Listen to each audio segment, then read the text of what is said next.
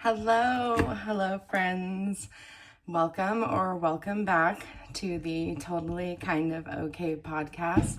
I'm your host, Tiffany Joy Bankhead, the one and only. Thank you for joining me here today. I am a little nervous, but very excited about this episode. This is episode 36. If you saw the title, it's called Being Bipolar and Being Stable. And this is probably my most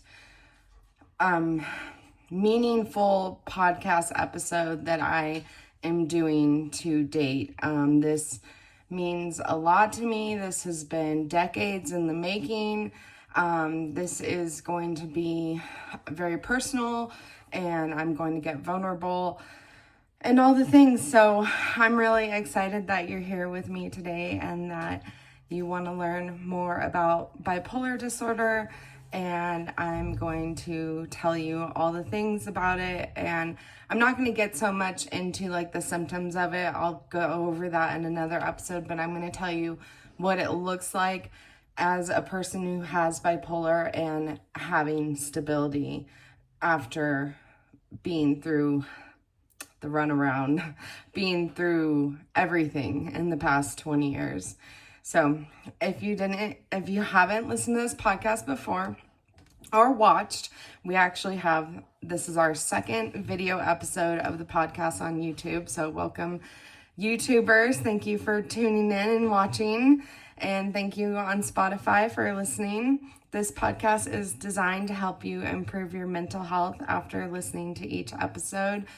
I talk about real life experiences with mental health issues and disorders. I discuss mental health treatment, tools you can apply to your life today, healthy habits to improve your overall health and wellness, physical, spiritual, emotional, and mental. I share my personal struggles that I've experienced in my mental health recovery and my history of mental illness, as well as my victories and the things I've overcome and the treatment that has helped after being diagnosed 13 years ago with bipolar type 2 and generalized anxiety disorder, as well as ADD or ADHD and PTSD, and most recently marijuana substance use disorder. This episode is about how I've been able to maintain stability for the past few years as a person with a major mood disorder. Bipolar is a mood disorder. It's a major mood disorder. A lot of people that have bipolar are classified as SMI, which means seriously mentally ill.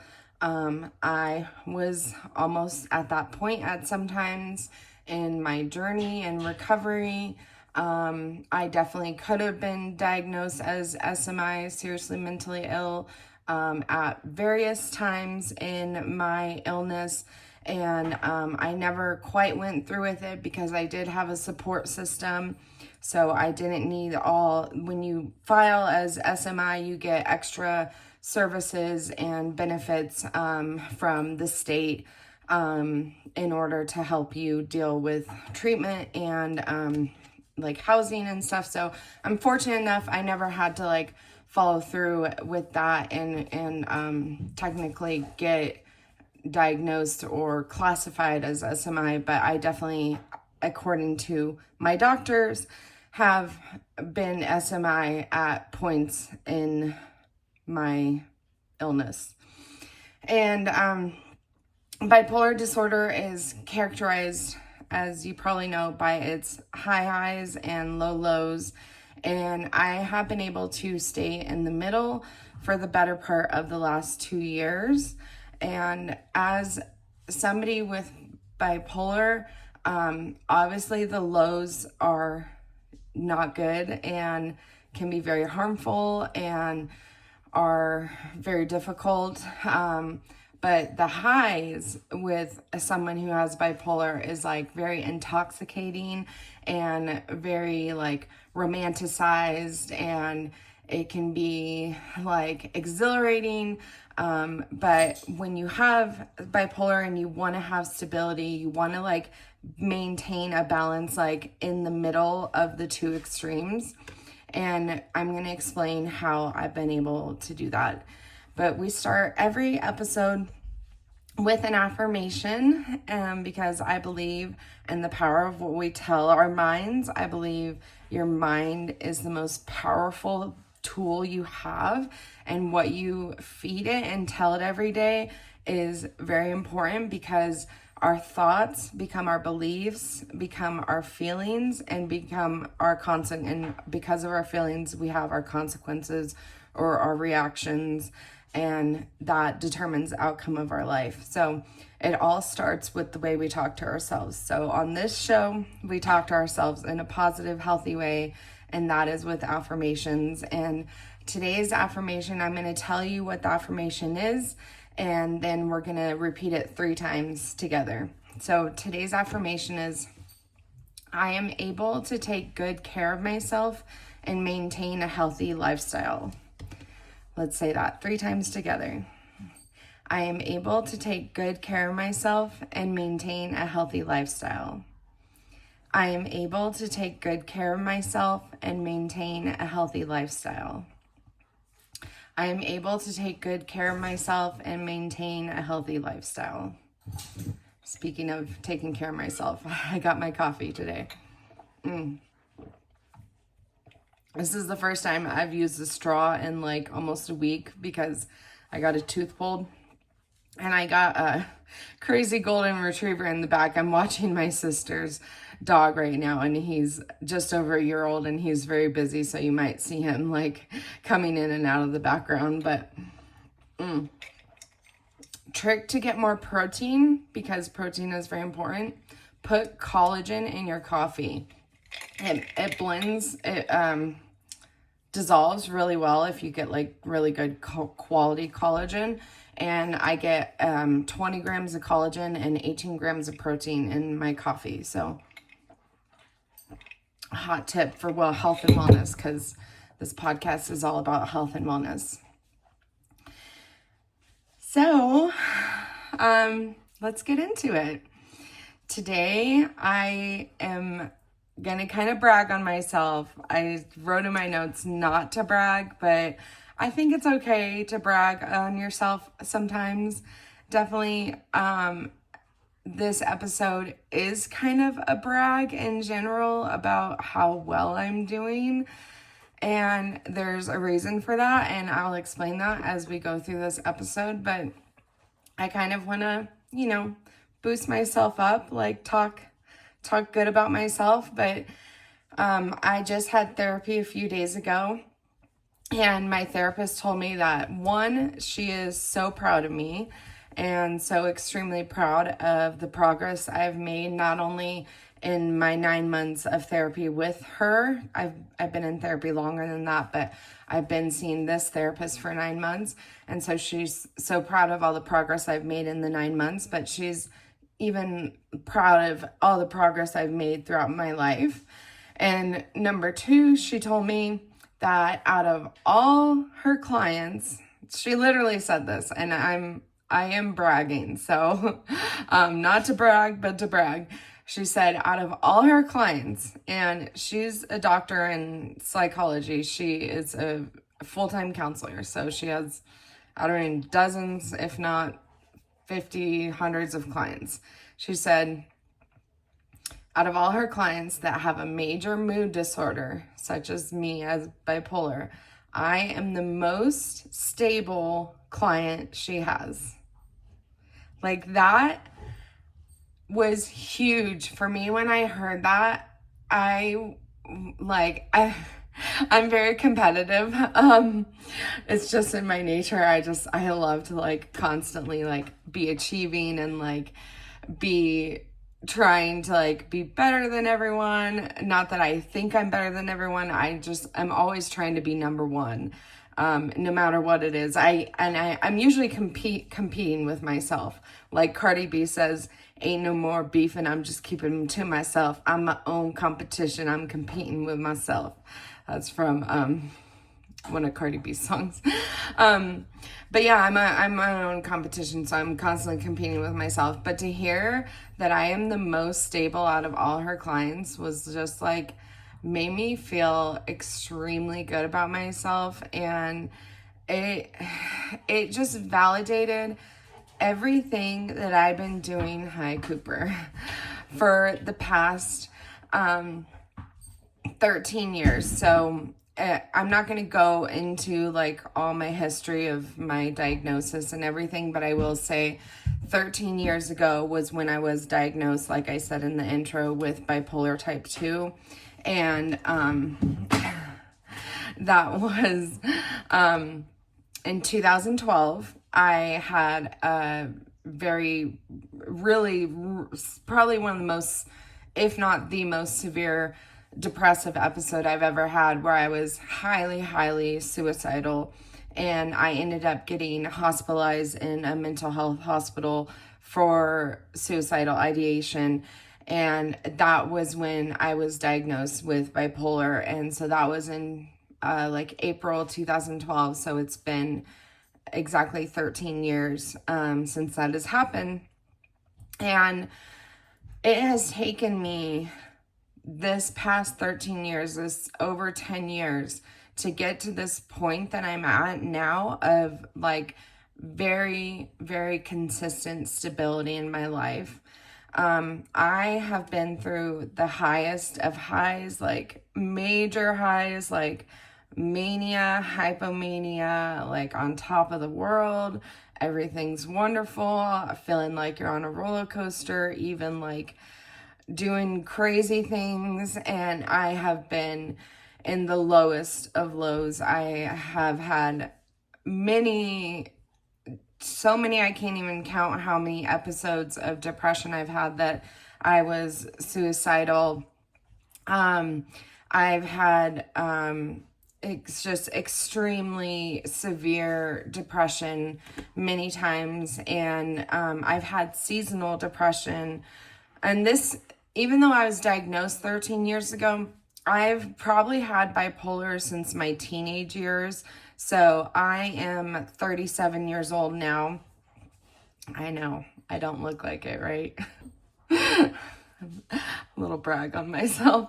But I was probably started, my symptoms of bipolar probably started in like my mid-teenage years. So like 16, 17 years old. So I've been dealing with symptoms of bipolar for over 20 years. And for the last like 16 years since my early 20s, because that's when it got really bad, was my early 20s. So for the last 16 years since my early 20s, I've dealt with seasonal depression every single winter. Every single winter, I went through it. Even when I got treatment 13 years ago, I would still go through seasonal depression, and every year I'd have to have a medication change, whether it was adding this, subtracting this, increasing this, whatever it was. Every winter I had to have a medication change. And this past winter, from like December 24 to what was it, March of 2025, this is the first winter that I have not had seasonal depression. And that is huge. Like, that is monumental for me, because when you go through seasonal depression for so long, and when you don't get it, it kind of didn't hit me till like really like February, March, that I was like, wow, like I haven't been depressed all winter. And it was very like revolutionary. I was like, wow, like it was like an epiphany. I was like, I can actually go through a winter season and not get seasonal depression. So that was huge for me. But yeah, I was trying to like think back exactly when, but I don't think I've had like a major depressive episode since like December of 2023. So over a year and a half ago. and I haven't had a hypomanic episode or a manic episode in over a couple years. It's taken me a whole lot of work, tons and tons of work on myself to get to this point, and improving my habits. Improving my habits has been huge for someone that has bipolar disorder, because it's a cyclical disease, it's a seasonal disease. When they say like, oh, to build a habit, you got to do it for 21 days or 30 days or 60 days. That's great. And maybe that works for non-mood disorder people, non-major mood disorder people. But when you have a major mood disorder, especially bipolar, to actually have a habit stick, you have to stick to it for a year, because you have to be able to maintain, hi Cooper, you have to be able to maintain that habit through all seasons, through all cycles of having bipolar. So having to develop the many good, healthy habits I have now has taken me years and years. And I have to remind myself that sometimes, because I'm constantly working on myself and trying to develop new habits, and I got to remind myself, like, it takes time. And it's taken me over a decade to get into the healthy habits that I'm going to talk about today, that I do to maintain my stability. I gotta adjust my, I'm sitting, okay. Yeah, so it's been really hard, extremely hard. This is not an easy process. Anybody who knows somebody who has bipolar, or has it, then if you have bipolar yourself, you know how difficult, like, just managing everyday life can be. And it takes a lot of effort and energy to maintain your mood, and to have healthy coping mechanisms and all the things. I'm going to talk all about that. But all that effort and all the difficulties I have been through and all the work that I've had to do has been worth it, because I'm living a life today that I have only dreamed about. I am 100%, sorry, my nose is like really itchy. I am 100% living my dream life today. I would like to be traveling a lot more. I'm working on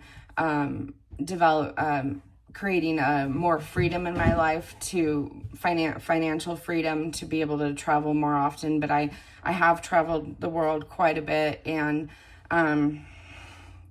Cooper is underneath my desk and being mischievous. Cooper's the golden retriever. So all that to say is, like, it's been worth it. All this effort and energy I've spent in getting to a place of stability has been absolutely worth it, because my life is better than I could have ever dreamed about. And I could have never imagined living the life I do today. So let's go over it. Let's go, how did I get here? How did I get to this place in my life? And I'm going to give you the exact steps that I have taken over the past 13 years to get to this place. And the first step, I don't know if these are necessarily in order of, like, priority, like how important they are, but I think this one, well, the first two are definitely probably the two most important ones. The first one is I created a support system. I got both Goldens over here now. I created a support system is number one. And I think this and the medication that I'm going to talk about are the most important steps with someone who has bipolar mood disorder, that it is so critical to have a strong, healthy support system. And you have to have both a professional support system, team of doctors and professionals and therapists, and you also have to have a personal network of support system. So I'm going to talk about both of those. First of all, when I got diagnosed in the hospital in 2012, when I got out of the hospital, I actually saw a doctor, and it was the first psychiatrist I saw outside of the hospital, and she became my psychiatrist from 2012 to 2020. So she was my psychiatrist for over 7 years, like 8 years, and almost 8 years. And we got extremely close, and I got super, super fortunate to get a really top-notch psychiatrist on the first try. That is not very common. That doesn't happen a lot. It is getting a really good psychiatrist on your first go round. And I will say I got lucky, and she was like she didn't take insurance, so we had to pay out of pocket. So I was also very fortunate and blessed that I had the money and the ability with my job to pay for my psychiatrist out of pocket, because it can be really pricey. It can be like $200 to $400 per hour. And so I am extremely blessed in the fact that, one, I got an amazing psychiatrist on my first try, and two, I was able to pay for the services, because that can be very expensive. But I want to say, like, if you don't get a good psychiatrist on your first try, like, don't give up. Like, keep looking, keep trying. You want to find somebody you can trust. I was able, for seeing the same psychiatrist for 8 years, I was able to develop a trusting and beneficial relationship with her. And it made a huge difference in my treatment and the way I was able to start recovering from bipolar and start to gain stability, and learn like healthy coping mechanisms, and learn. She was very, very educational, and she taught me a lot about what bipolar disorder is. So look for, if you don't get a good psychiatrist, if you don't feel comfortable with them, if they just want to just write your prescription and send you on your way, like, that is not who you want. You want someone who is interested in talking about your lifestyle. You want someone who wants to talk about all aspects, and this is what I'm going to share. Unfortunately, that psychiatrist that I saw for 8 years, she died in 2020 of brain cancer.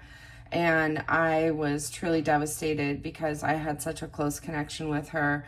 And so I did go through a period of seeing a couple different psychiatrists, and I did end up getting hospitalized in 2020.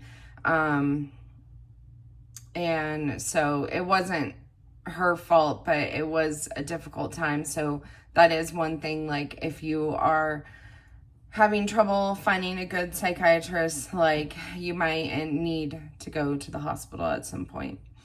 But I got another great psychiatrist in 2021, and I've been seeing him ever since 2021, so like 4 years now. And the thing about having a good psychiatrist is that you have to develop a really good therapeutic professional relationship with them. And I tell my psychiatrist everything, like literally everything. I tell my psychiatrist things that, like, you would probably think don't even matter, like when you're talking to a doctor about your mental health, about, what's going on what is going on in your head is affected by all the things you're doing in your life. It's affected by your habits. It's affected by your physicality. It's affected by your relationships. Like, mental health isn't just mental. It's a biopsychosocial disease. So it's biopsychosocial disease, which means it's part biology, it's part psychology, mental, and it's part social. So it's behaviors and habits and your relationships and stuff. So we don't, in my psychiatrist appointments, we don't just talk about my mood. Like, we definitely talk about my mood. We go over that, obviously, but we talk about all the things going on in my life. We talk about whether I'm self-medicating, like if I'm using, drugs or any like other things like shopping or whatever it is for, to cope with symptoms. We talk about if I'm binge eating and emotionally eating. We talk about my dating life. We talk about working out. We talk about my social life. We talk about eating healthy. We talk about drinking alcohol or not drinking alcohol. We talk about sleep. We talk about, if I'm reading any books. We talk about what I talk about in therapy, what I'm working on in therapy. We talk about basically just everything going on in my life. And that having such a communicative relationship with my psychiatrist has been a game changer, because they have a bigger picture of what I'm going through in life, and they can adjust my medication accordingly. So because they know all aspects of like how I'm handling life, like, what if I'm maybe more anxious because I'm more stressed, or I'm more depressed because of a situation, or because of I'm not getting enough sunlight, or I'm not getting enough exercise. Not only can they adjust my medication, but they can also give me advice on non-medication therapeutic tools and lifestyle adjustments. So that's been huge. So you want to find a psychiatrist that's definitely more holistic. The other part of my professional team that is critical in helping me be stable is being consistently in therapy. So I have been in and out of therapy and counseling since I was a teenager. I've had periods where I've gone to therapy for a few years and then taken a few years off. But I have been consistently in therapy since February of 2020. If you listen to my podcast, I did a couple episodes about what happened to me, and I talked about in February 2020, I went from being suicidal and depressed to living my best life. So if you want to check out on Spotify, there's an episode that I talk about what was going on in my life during that time. And I also talk about it on my episode about deciding to divorce, about what was going on during, this was pre-COVID. So it wasn't COVID that initiated this situation in my life. This was prior to COVID, and things, like, I'm just gonna say, like, shit hit the fan. Like, shit hit the fan, and things kind of fell apart. But I'm not gonna get into that. But in February 2020, okay, you guys, okay, stop it. Oh, they want a ball.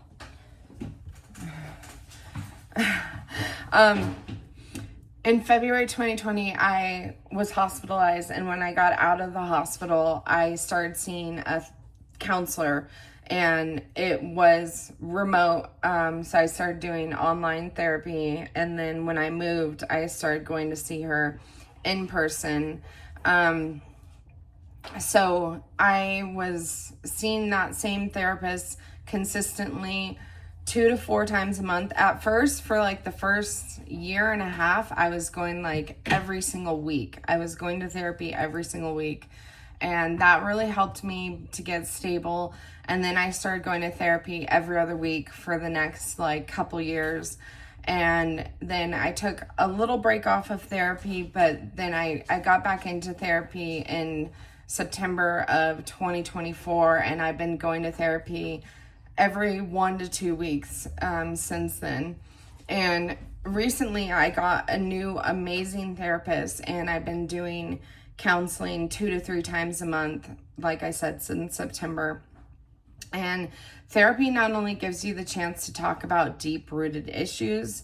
I think when people think about therapy, they think like, oh, I'm going to talk about my childhood issues. Like, I'm going to talk about like the trauma that happened to me, or the major like breakup in my life that affected me. But therapy really can be, especially for people with a mood disorder, it can be just to give you tools and things like how to help you solve everyday problems and how to function in everyday life and how to cope with your symptoms of your mood disorder better.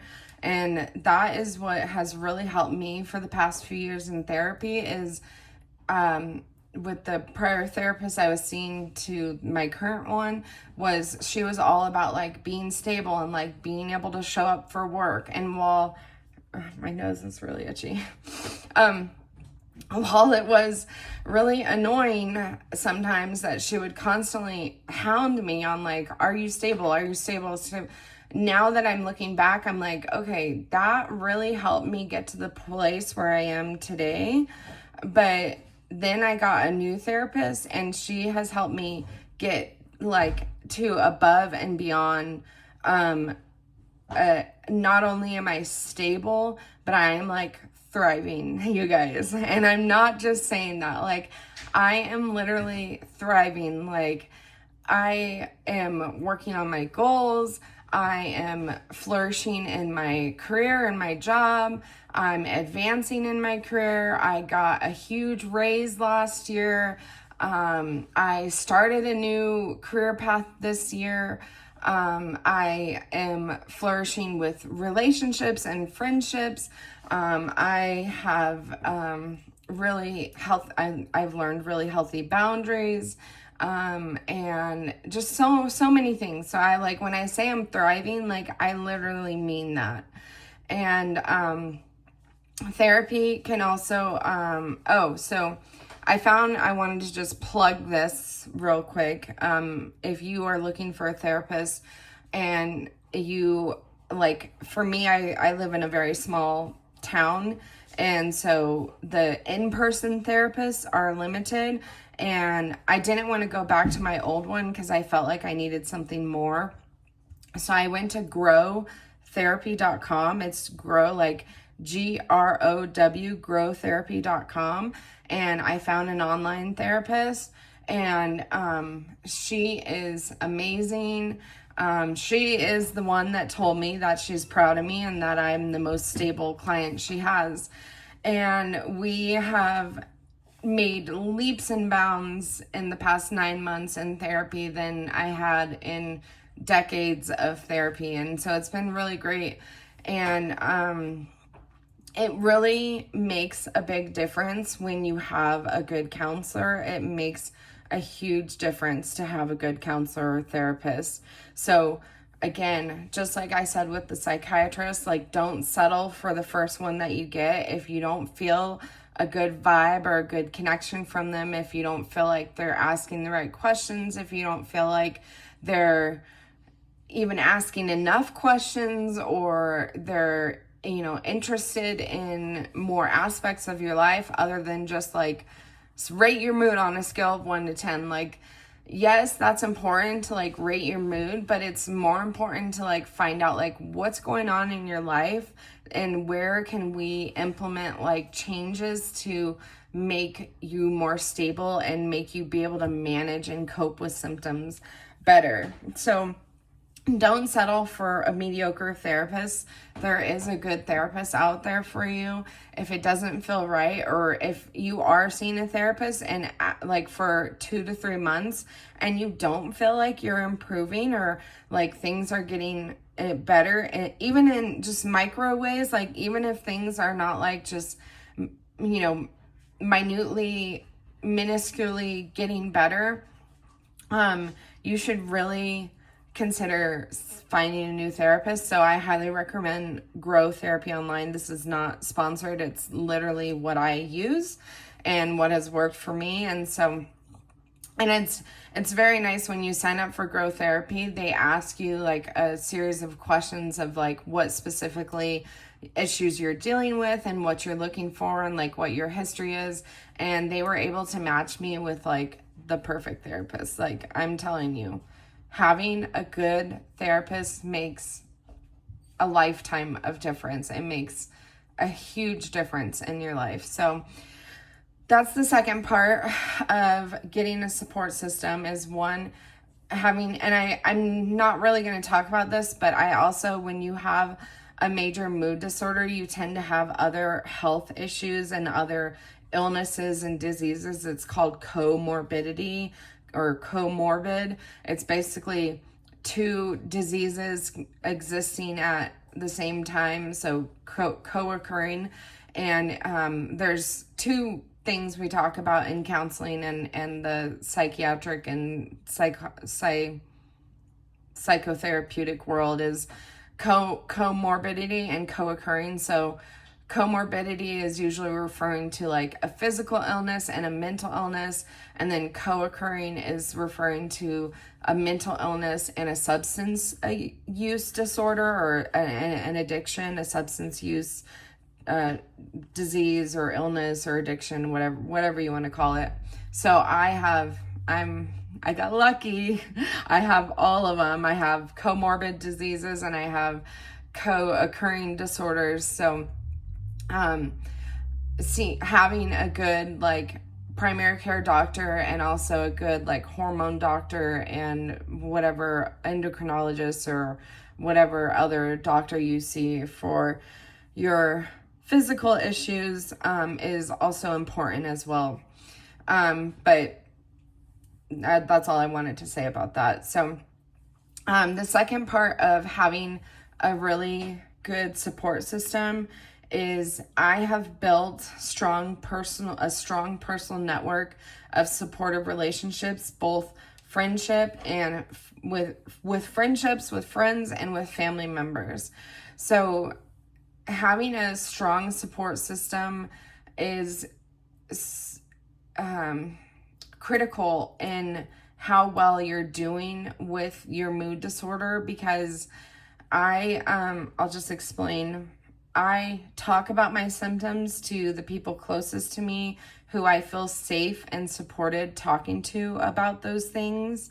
So you want to find people that you feel safe talking about symptoms with, because it's a very vulnerable thing. And I share on my podcast, I share a lot of these symptoms and vulnerable things that I've experienced, but that is for the good of the public. That's for public education. But when it comes to like when I usually share it like after I've already been through it, after I've processed it and everything.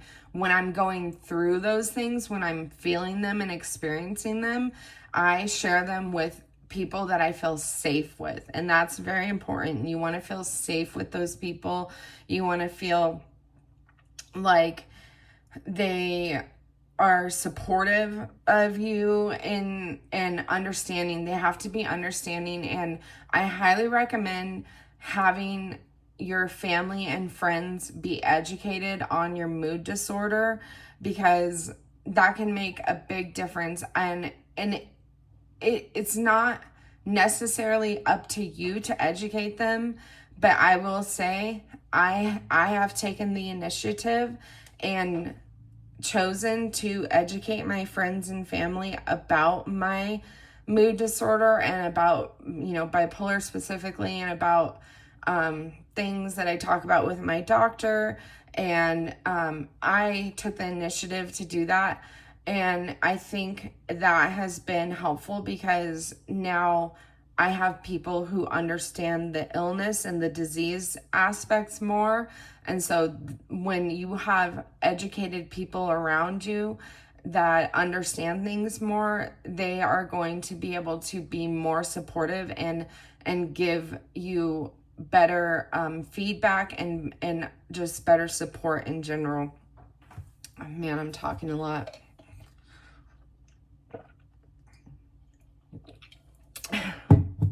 Sorry. had to take a drink. Okay, where was I? I tell the people that I feel safe and supported about talking about my symptoms. I tell them when I'm feeling off, and they either provide me good advice or they just give me the space I need to express myself. So sometimes that's like all you need is just you need a safe space to be able to express what you're going through. And you don't always necessarily need advice. Like sometimes, advice is wanted and sometimes it's unwanted. And so you really have to have close communicative relationships with people where they understand, like, if you tell them, hey, I don't want your advice, I don't want your opinion, I don't want your feedback right now, I just want to tell you what I'm going through. You have to have those people in your life that are going to be understanding and are going to be on board with that and be 100%, on your side and know, like, that's what they're like, hey, that's what I'm here for. Like, I'm here if you just need to talk. I'm here if you need a sounding board. I'm here if you need, a shoulder to cry on. So that's very, very important to find those people in your life that you can do that with. And they also, particularly like my mom is probably my biggest like advocate support system in my network. And she will suggest calling my doctor or doing something that will help. When I do share with her things, she'll also like recognize, like she'll like, I'm just trying to read my notes and I'm getting like jumbled in my thinking. My mom will gently acknowledge, like, hey, I've noticed XYZ happening in your behaviors or your demeanor or your mood. I've noticed this about you. Like, do you think that you should call your doctor? Or do you think that you should, like, what have you changed recently that maybe you need to either adjust and change back, or maybe you need to try something new or different? The people in my life that are my support system, they remind me of how far I've come and give me encouragement to do things that have worked in the past. So they remind me, like, wow, you've made a lot of progress. So when I am feeling like I'm in a setback, or like I feel like I'm off, or like a little like not myself, like I'm just feeling like maybe a little out of control, or just a feeling of kind of like blah or whatever, they remind me, like, hey, you've come so far, like you've overcome so much, you've gotten to this point, and I know you can like get back there, and this is just temporary. And so it's great to have those people in your life that really encourage you. And they also, like, they tell me I'm strong, they tell me I can get through anything. And then if they see something that's off going on with me, they gently point it out and kindly make a suggestion on what I could do to feel better, or if I need to get help. And also the other thing about my support system is, my nose is really itchy. The other thing about my support system is that they regularly check in on me. So they don't just allow me to disconnect. They don't allow me to, shut them out and not talk to, like, if I'm shutting people out and I'm disconnecting and isolating, that is when having a good support system is critical, because then you have those people that recognize that right away and they check in on you. And they're like, hey, you haven't been to work in a few days. What's going on? Or I noticed you've been working from home and in your pajamas for the past like 4 or 5 days. Like, what's been going on? Or you haven't called me, or we haven't hung out in like a week. Like, you need those people in your life to like call you out, like, in a nice way, and to check up on you, like, and be like, hey, how are you doing? Like, I noticed this, how are you doing? Or just, just being there for you. So I will say that is number one that has helped me have stability is having a good professional support system and a good familial and personal relation support system. Number 2 that has helped me maintain my stability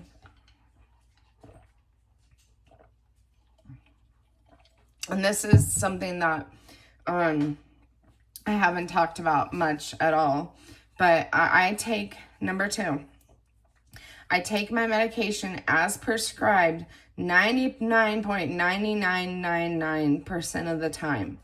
For someone with a major mood disorder, especially bipolar, it is absolutely critical to be on medication and take it consistently and as prescribed. And I don't care how controversial that is. I don't care if you don't agree with it. I'm telling you from my experience, from someone who's been on medication for 13 years, someone who's dealt with bipolar for over 20 years, taking my medication consistently and as prescribed 99.999% of the time has helped me be stable, has given me the ability to maintain stability. People who have bipolar disorder will most likely need to be on medication for the duration of their life. And I've heard this from multiple professionals. I've heard this in literature and research I've done, but people who have a mood disorder, specifically bipolar disorder, need to be on medication for life. It's not a seasonal thing that you can just treat, like maybe you're on medication for part of the year and part of the year you're off medication. No, it's like you need to be on medication 100% of the time for the rest of your life. And that is something that I have come to terms with. And trust me, like it was really super hard for me to face that fact. Even to this day, I still don't like the fact that I have to take 3 mood stabilizers every single day, along with anti-anxiety medicine and sleeping medication. I don't like it. I don't like that I have to do it, but I know that I have to do it because I know that is one of the main reasons that I have been able to have the life that I have now and have the stability that I have now. And yeah, it's definitely controversial when it comes to specifically like bipolar in general, because a lot of times in the media, in the movies and industry and stuff, they'll display people off their medication. And for me, with my own experience, I have been off my medication twice for a longer period of time, for like a month or more in the past 13 years. And both times I was off my medication for longer than a month, I was hospitalized for suicidal ideation and depression both times. So the 2 times that, like, I've had periods of times where I maybe like miss some medication like a couple days, or I don't get my refill on time, so I miss like a couple days, or I've, for whatever reason, like, one of my medications can actually make me be sick if I drink alcohol. Like if I have too much alcohol, like I can have a couple drinks, but if I have too much alcohol and I take my medication, it can make me sick. So sometimes if I do have a night, and this is a very rare occasion where I will have more than like 2 drinks, but I'll miss like taking one of my 3 mood stabilizers for the day because it will make me sick if I had been drinking and I take it. So that's why I say like 99.9% of the time I take my medication as prescribed. But anytime I've gone longer than a few days, I notice a major difference. And I now have changed my mindset around my medication, and I see my medication as freedom. Medication doesn't fix my problems, but it gives me a way to have enough control to do so. So medication is not a quick fix. It's not an end all be all. It's not the only thing that you're going to do in order to be stable is just take your medication. That is completely not correct. There's so many things you need to do to have stability other than just taking your medication. But I will say, when I take my medication, it gives me a way to have enough control to fix my own problems. It gives me the ability to make choices that are good for me. When I take my medication, it provides me enough stability so I have the opportunity to choose the life I want to live. So being on medication and taking it every day allows me the ability to choose how I want to live. So it doesn't necessarily like fix all my problems or completely make all my symptoms go away, because even when you're fully medicated, you're still going to have symptoms and you're still going to have reactions and situations in your life that are going to arise that are going to, it can make your symptoms like depression, anxiety, and hypomania or mania worse. But it is going to give you the enough amount of control to be able to make good decisions and be able to resolve whatever's going on in a way that's productive and not destructive. I hope that makes sense. Also, I wanted to make this analogy with medication, because people who have bipolar disorder, when it is the certain season or the certain cycle of hypomania or mania and you get off medication, you can have the most extreme highs and feel amazing and feel like on top of the world and everything. And so that is why a lot of people who have bipolar will get off their medication, because they're like, I want that high. Well, with that comes the low. So I wanted to make this analogy of medication as far as like mental health medication versus like a physical disease. I have Hashimoto's and hypothyroidism, which is what I was talking about, the comorbid diseases. I have Hashimoto's and hypothyroid. So I take a thyroid medication every day, because if I didn't take a thyroid medication every day, I would have very severe health issues.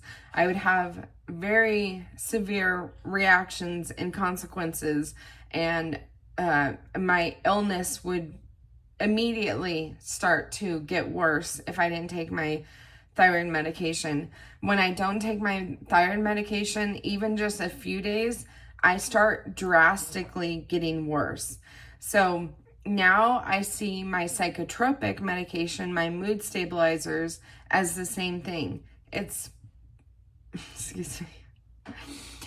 medically necessary for my overall health. If I skip a dose or miss a few days for whatever reason, I can feel the difference and I feel off and I start feeling out of control. Also, the other thing I want to say about my medication is that it is literally life-saving.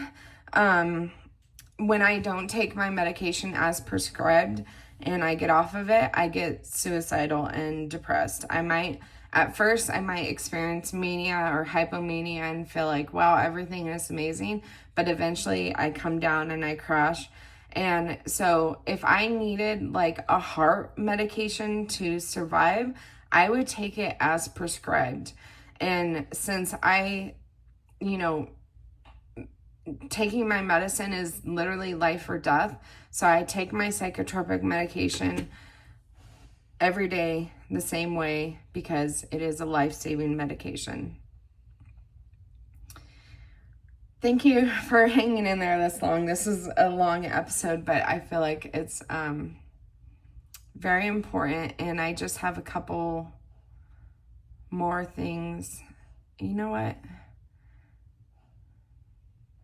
Okay. I'm gonna make this a two-parter. I just realized this. Okay, so today is going to be part 1 of how being bipolar and being stable, and I explained the 2 most important ways that I am able to maintain stability as having bipolar and being bipolar, and that was my support system, professional and personal, as well as taking my medication. Those are the 2 most critical things that I have done on a daily basis that have helped me maintain my stability as a person with a major mood disorder. So this is part 1, and I have like quite a bit more to talk about. It could probably be like a good another hour or so. So I'm going to break this up into 2 parts, and I'm going to come back with part 2 and give you the last few things. I think there's like 3 or 4 more things that I do to maintain my ability to stay stable with having bipolar disorder. So I just want to end this by saying our affirmation, and our affirmation again, I'm going to tell you it and then we're going to repeat it 3 times together. Our affirmation is, I am able to take good care of myself and maintain a healthy lifestyle. So let's say that 3 times together. I am able to take good care of myself and maintain a healthy lifestyle. I am able to take good care of myself and maintain a healthy lifestyle. I am able to take good care of myself and maintain a healthy lifestyle. So I really, really appreciate you listening here today or watching on YouTube. Thank you. If you're watching on YouTube, hit the like button, write a comment, even if it's just a little heart, or a smiley face, and subscribe. Please subscribe to my YouTube channel. If you're on Spotify, please hit the follow button and rate the show 5 stars. I would really appreciate that, because I'm trying to get this message of mental health and healing from mental health and recovering out into the world, and helping more people who are going through similar issues as I am in mental health recovery, and all the things about it.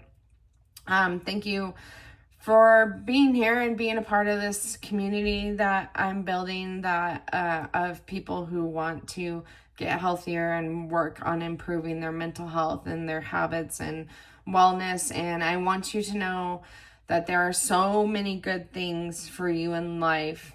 You can achieve your dreams, and you will find happiness and peace, and you already are on your way there just by listening to this podcast. You are worthy as you are, and you have so much value to offer the world and the people around you. And I really genuinely mean that. Just the fact that you are here working on yourself, trying to improve, makes you a good person. It makes you a caring person. It makes you worthy of good things, and you deserve to have a life you love and live your dream life. Like I said, I'm living my dream life. Like, you deserve the same thing. And I'm just so glad you're here and ready to become your happiest and healthiest self. You deserve to feel good about yourself and to feel fulfilled. So I hope that you got something out of this today. If you have questions or feedback, or you have suggestions, or you want to request a specific topic to talk about on the podcast, email totally kind of okay. That's just an O and a K, no AY, totally kind of okay @gmail.com. Also go follow me on Instagram. and at Tiffany Joy Bankhead, and on TikTok at Tiff Bankhead. I post to my stories daily and post more about my personal life and talk about some of the things that I'm going through as I'm going through them, because when I talk about stuff on the podcast, it's always after the fact and after I've already been through it. So you can see more of the stuff that I'm going through on a daily basis on Instagram stories, and follow me on there for more inspirational and funny. I try to make funny videos and educational videos about my personal life. So thank you so much. I love you. You are amazing, and you're awesome. Thanks for being here.